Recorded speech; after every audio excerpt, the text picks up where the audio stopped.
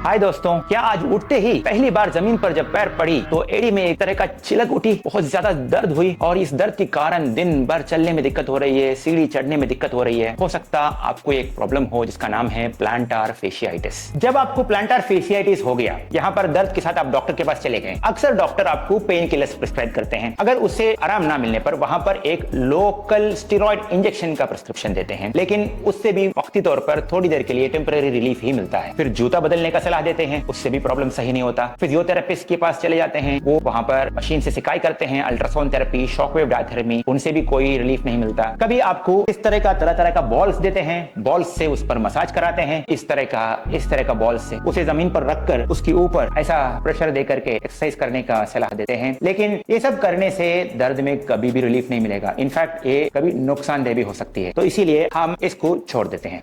आखिर इस प्लांटार फेशियाइटिस का रूट कॉज क्या है, जिसको हमें ठीक करने से ये प्रॉब्लम का जड़ को हम ठीक करें और हमें इस प्रॉब्लम से हमेशा के लिए मुक्ति मिले। इसको समझने के लिए हम प्लांटार फेशियाइटिस का पैथोलॉजी को समझना। जब भी हम चलेंगे तो जब हम पैर को एक कदम से दूसरी कदम की तरफ आगे बढ़ेंगे तो आप देख रहे हैं कि ये जो आर्च ऑफ द फुट है, ये एड़ी पड़ते ही जब पंजा जमीन पर पड़ता है तो थोड़ा सा कोलैप्स होता है। कोलैप्स होते समय ये हील बोन जो है थोड़ा सा बाहर की तरफ घूमना नॉर्मल फिजियोलॉजी है। उस दौरान अगर आपकी ये काफ की मसल सही काम करेंगे तो ये प्लांटार फेशिया के ऊपर स्ट्रेच नहीं पड़ता। अगर किसी कारण आपका काफ मसल्स टाइट है तो ये प्रॉब्लम में बदलाव आ जाती है। इसके कारण ये हील बोन थोड़ा अपवर्ड टिल्ट हो जाती है और ये जो पंजा है स्ट्रेच होना शुरू करती है। इस तरह जब ये स्ट्रेच पड़ती है तो ये प्लांटार फेशिया जो एक महीन टिश्यू है वो एक हद से ऊपर उसको बर्दाश्त नहीं कर सकता। तो जहां उसकी अटैचमेंट पड़ती है हील बोन में, इस पॉइंट पर उधर जबरदस्त खिंचाव पड़ता है। उस खिंचाव को पहचानते ही ये बोन यहाँ पर एक्स्ट्रा हड्डी को पैदा करना शुरू करता है। उस हड्डी को हम कहते हैं कैल्केनियल स्पर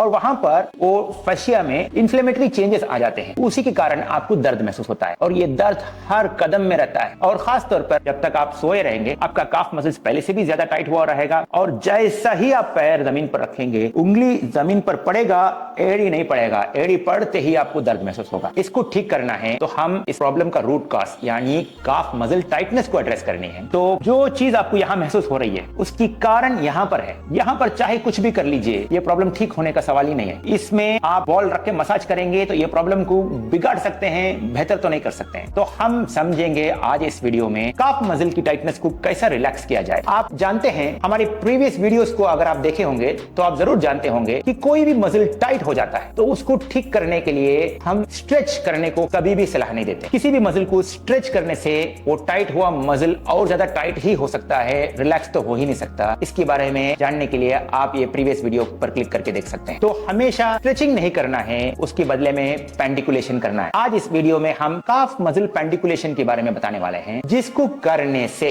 ये प्लांटार फेशियाइटिस की पेन को हमेशा के लिए रिलीफ दिला जा सकते हैं। काफ मसल का पेंडिकुलेशन को समझने के लिए हमें काफ मसल्स का एनाटॉमी का बेसिक जानकारी रखना जरूरी है। काफ मसल्स में बहुत सारे लेयर्स ऑफ मसल्स होते हैं। उनमें ज्यादातर मसल ये टांग में शुरू होती है और जाकर के पंजे में वेरियस पार्ट्स में जाकर अटैच होती है। लेकिन उसमें एकलौता एक मसल है गैस्ट्रोनीमियस, सबसे ऊपर वाली लेयर की मसल। वो शुरू होती है फीमर का लोअर एंड यानी थाई बोन का लोअर एंड में ही अटैच होती है। उसका दो हेड्स होते हैं, एक हेड शुरू होती है मीडियल एपिकॉन्डाइल से, दूसरा हेड शुरू होती है लैटरल एपिकॉन्डाइल से। यहाँ से शुरू होकर के वो दोनों ज्वाइन होती है। फिर यहाँ पर आगे बढ़ते ही एक टेंडन बन जाती है जिसको हम कहते हैं टेंडो अकिलिस। जो एडी में एक मोटा टेंडन जो देखते हैं वही है, वो जाकर अटैच होती है एडी का इस बोन में कैल्केनियम में इस पॉइंट पर। तो ये गैस्ट्रोनीमियस ऊपर से शुरू होकर एडी तक अटैच होती है। तो वो आपको एडी की मूवमेंट में नीचे की तरफ करने वाला काम करती है। गैस्ट्रोनीमियस की अगला लेयर होता है सोलियस। सोलियस टांग के पीछे वाले हिस्से से शुरू होती है और यहाँ पर आगे बढ़ते ही टेंडो अकिलिस में अटैच होती है गैस्ट्रोनीमियस के साथ मिलकर और आकर हील में इस पॉइंट में जाकर अटैच होती है। तो ये जब टाइट होता है जरूरत से ज्यादा तो एडी का बोन यहाँ पर स्ट्रेच होती है। स्ट्रेच होने पर यहाँ प्लांटार फेशिया पर अनड्यू फोर्स पड़ता है, तब जाकर प्लांटार फेशियाइटिस होती है। ये दो मेजर मसल्स गैस्ट्रोनीमियस और सोलियस, इसके अलावा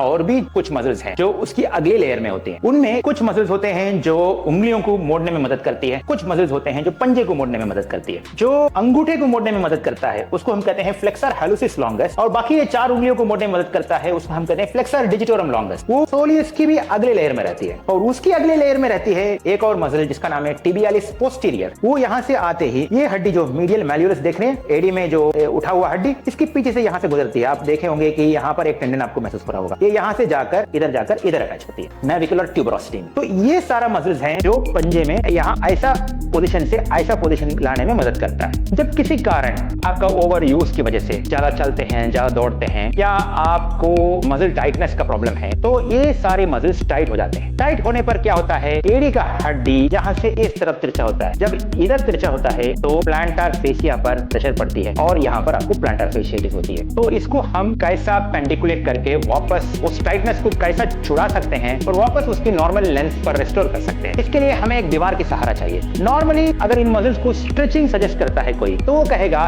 कि ऐसा एक दीवार पकड़ लीजिए, पैर को सीधा रख लीजिए और पंजे को पीछे की तरफ सरकते जाइए, सरकते जाइए, सरकते जाइए और एक पॉइंट पहुंचने के बाद आपको पिंडली में खिंचाव महसूस हो रहा होगा। ये खिंचाव को आप महसूस करेंगे तो उसमें पता चलेगा कि आपका टेंडन लंबा हो रही है, लेकिन ये प्योर स्टैटिक स्ट्रेच है। इसको करने से वक्ती तौर पर तो लंबा होगा, लेकिन जैसा आप स्ट्रेच छोड़ेंगे वो टेंडन वापस अपनी टाइट स्टेटस में चला जाएगा, पहले से भी ज्यादा टाइट भी हो सकता है। तो पेंडिकुलेशन करने से ये वापस टाइटनेस आने से हम बचा सकते हैं। क्यों स्ट्रेचिंग इसमें काम नहीं करता, पेंडिकुलेशन क्यों इसमें काम करता, इसको समझने के लिए आप हमारी एक पुरानी वीडियो को देख सकते हैं। तो पेंडिकुलेशन कैसा करना है, उसके लिए स्ट्रेच जैसा ही हमें शुरू करेंगे, एक दीवार की सहारा लेंगे, दीवार पर हल्का सा हाथ लगाएंगे, उसको जोर से दबाएंगे नहीं और पैर को हम पीछे उसी तरह ले जाएंगे। जैसा हम पीछे ले जाएंगे एक पॉइंट के बाद हमें लग रहा है कि पिंडली में खिंचाव ज्यादा महसूस हो रहा है, स्ट्रेच महसूस हो रहा है, तो हम रुक जाएंगे, वहां पर स्ट्रेच करेंगे नहीं। फिर उस पॉइंट में जाकर के हम पंजे को नीचे दबाएंगे, प्रेशर देंगे इस अंगूठे के ठीक नीचे और छोटी उंगली के ठीक नीचे। उस पॉइंट में हम प्रेशर देते हुए धीरे से हम पंजे को ऊपर उठाएंगे। ये होता है कॉन्ट्रैक्शन। जब कॉन्ट्रैक्ट हो गया के बाद हम धीरे धीरे करके इसको रिलैक्स करते जाएंगे। ज्यादा समय लेना है, इसमें जल्दबाजी नहीं दिखाना है और जैसा हम वापस उस पॉइंट में आएंगे फिर आराम से छोड़ देना है। इसी को हम दूसरे पैर में करेंगे। पैर को हम पीछे सरकते जाएंगे, ध्यान रखना कि एडी हवा में ना आ जाए, एडी भी जमीन पर ही रहेगा। जैसा हम एक पॉइंट पहुंच जाएंगे, हमें लग रहा है कि हम स्ट्रेच टेरिटरी पर पहुंच गए, तो वहां आगे नहीं बढ़ना। या तो आप थोड़ा दीवार के करीब आ सकते हैं या प्रेशर को कम कर सकते हैं। इस तरह करके एक पॉइंट में हम पहुंच जाएंगे। पहुंचने के बाद अंगूठे के ठीक नीचे हम प्रेशर देंगे और छोटी उंगली के ठीक नीचे हम प्रेशर देंगे। प्रेशर देख करके धीरे से एडी को हवा में उठाएंगे। फिर ये हो गया कंट्रैक्शन। कंट्रैक्शन के बाद होगा एक्टिव लेंथनिंग। इसको हम धीरे धीरे करके स्टेप वाइज करेंगे, बहुत टाइम लेकर के करेंगे। कंट्रैक्शन फास्ट कर सकते हैं लेकिन रिलैक्सेशन स्लो करना है। अब हम एडी को जमीन पर छू गए। इसी को मैं दोबारा दिखाता हूं। पैर को वापस पीछे खींच रहा हूं, खींचते जा रहा हूं, खींचते जा रहा हूं। जब एक पॉइंट में हम पहुंच गए और स्ट्रेच जहां हो रहा उससे पहले रुक जाना है और ball of the big toe और ग्रेट टो, ये दोनों पॉइंट में प्रेशर देना है और ball of the little toe और लिटिल टो, इन दोनों जगह में प्रेशर देना है। प्रेशर देख करके एक कंट्रैक्शन करेंगे। कंट्रैक्शन करने के बाद हम धीरे धीरे करके रिलैक्स करते हुए समय लेकर के एक्टिव लेंथनिंग करेंगे। इसमें 5 से 10 सेकंड तक ले सकते हैं और हम अब लेंथनिंग कंप्लीट कर दिया। याद रखिए इसमें हम मसल से ज्यादा हमारा ब्रेन को ट्रेन करते हैं। इसको करने के बाद 2-4 कदम चल के ये जो नया रेस्टिंग लेंथ जो हमें अचीव हुआ है उसका एहसास करना भी जरूरी है, क्योंकि ये जो एक्सरसाइज जो अभी हुआ है पेंडिकुलेशन, ये मात्र हमारी मसल का एक्सरसाइज नहीं है, ये हमारी ब्रेन से आने वाला सिग्नल्स को बदलता है। तो ये एक न्यूरोमस्कुलर एक्सरसाइज है। इसका बेनिफिट प्रॉपरली मिलने के लिए दिमाग को ट्रेन करना जरूरी है। दिमाग से स्पाइनल कॉर्ड के जरिए से, नर्व्स के जरिए से उस मसल को आने वाला सिग्नल्स को चेंज कर रहे हैं। ये जो पहला एक्सरसाइज हुआ इसमें हम पेंडिकुलेट किए हैं खासतौर पर गैस्ट्रोनीमियस को, क्योंकि हम घुटने को सीधा रखा है। अब यही चीज हम करने जा रहे हैं घुटने को मोड़ी हुई हालत में। इसमें हम क्या करेंगे, पैर को सीधा नहीं रखेंगे, हल्का मोड़ लेंगे। मोड़ करके फिर वही उसी तरह पैर को पीछे ले जाएंगे। मोड़ी हुई हालत में हम अंगूठे में और छोटी उंगली में प्रेशर दे करके फिर उठेंगे, फिर धीरे धीरे धीरे धीरे करके लेनदेन करेंगे। यही चीज हम दूसरे पैर में भी करेंगे। मोड़ी हुई हालत में ही पैर को पीछे ले जाएंगे। एक पॉइंट में पहुंचने के बाद अंगूठे में और छोटी उंगली में प्रेशर दे करके एडी को हवा में उठाएंगे और धीरे धीरे धीरे करके एक्टिव लेंथनिंग करेंगे, घुटने को मोड़ी हुई हालत में मेंटेन करते हुए। इसमें हम पेंडिकुलेट करते हैं सोलियस मसल को। अब इसी को और बेहतर तरीके से करने के लिए हम 2 और वेरिएशन सजेस्ट करेंगे। इसमें हम पंजे के अंदर वाले हिस्से में ज्यादा प्रेशर देंगे और दूसरे में पंजे के बाहर वाले हिस्से में प्रेशर देंगे। जब पंजे के अंदर वाले हिस्से में हम प्रेशर देंगे और सिर्फ अंगूठे में, जैसा हम पीछे पहुंच गए, अंगूठे में और ball of the big to में प्रेशर दे करके फिर हम उठेंगे। आप देखेंगे कि प्रोडोमिनेंटली मीडियल साइड की मसल्स यानी टिबियालिस पोस्टीरियर का इसमें इस्तेमाल हो रहा है। फिर उसका अलग से लेंथनिंग करेंगे। अब हम लेटरल साइड की मसल्स को भी हम करना है। उसके लिए इस बार प्रेशर देंगे छोटी उंगली की तरफ, अंगूठे की तरफ प्रेशर नहीं देंगे। पैर को हम पीछे सरकते जाएंगे। जैसा एक पॉइंट में हम स्ट्रेच महसूस हो रहा है तो वहां रुक जाएंगे और उसी पॉइंट से छोटी उंगली में प्रेशर देख करके अब उठेंगे। फिर धीरे धीरे धीरे करके एक्टिव लेंथनिंग करके हम वापस आएंगे। तो मैं समरी में बता देता हूं। पहला एक्सरसाइज, पैर को सीधा रख करके, घुटने को भी सीधा रख करके, पंजे में दोनों तरफ इक्वल प्रेशर दे करके सीधा करने वाला एक्सरसाइज, ये हुआ गैस्ट्रोनीमियस को। अब घुटने को मोड़ करके यही एक्सरसाइज करेंगे, ये हुआ सोलियस को। अंगूठे की तरफ प्रेशर दे करके उठेंगे तो ये हुआ मीडियल साइड मसल्स को।